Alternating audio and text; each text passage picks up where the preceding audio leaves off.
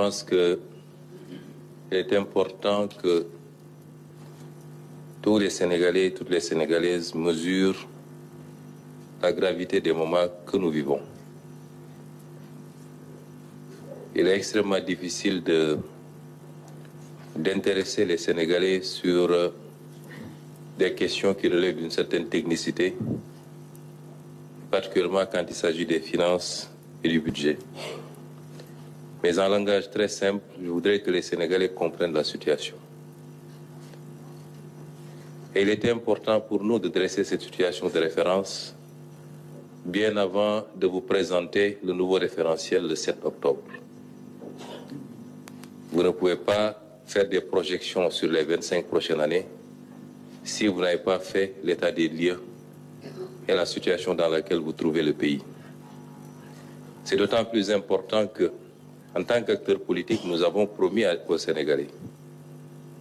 Nous avons mené une lutte politique pendant 10 courtes et longues à la fois années, qui ont été consacrées par l'élection du président Bassirou Diomaye Faye. Et nous avions promis aux Sénégalais que nous les mènerions au sommet du gratte-ciel. Et je confirme ici que par la volonté de Dieu, nous le ferons. Mais en le faisant, même si nous soupçonnions et même si nous avions quelques éléments de preuve que la situation du pays n'était pas au beau fixe, nous étions loin de nous imaginer que les choses étaient si catastrophiques. Et donc ce que je voudrais dire, c'est que pensant être au premier étage, nous avions promis d'accélérer les choses pour amener le pays au sommet.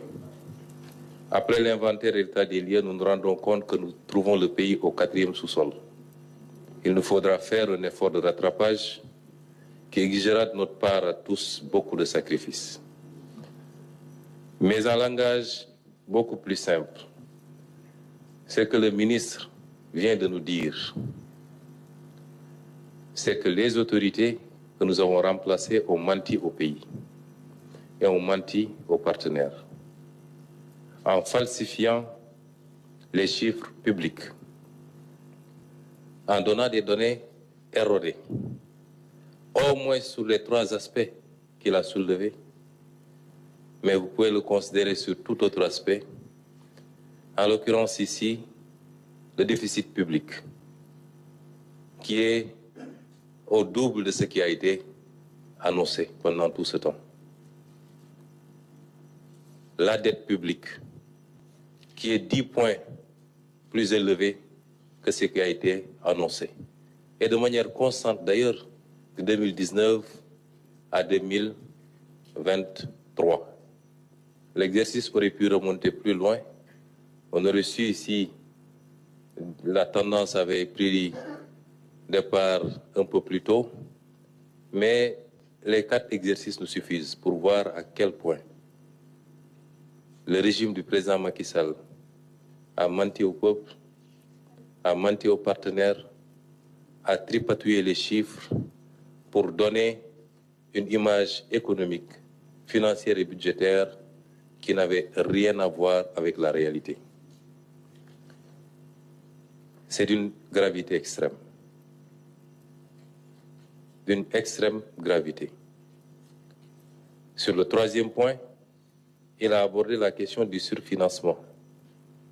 De manière très simple, ça veut dire simplement que les partenaires avaient accepté que le Sénégal puisse aller en termes de levée de fonds au-delà de ce qui était annuellement autorisé en prévision du début des 4 premiers mois de l'exercice 2024 qui, dans tous les cas, étaient des exercices incertains au regard des élections qui se profilaient.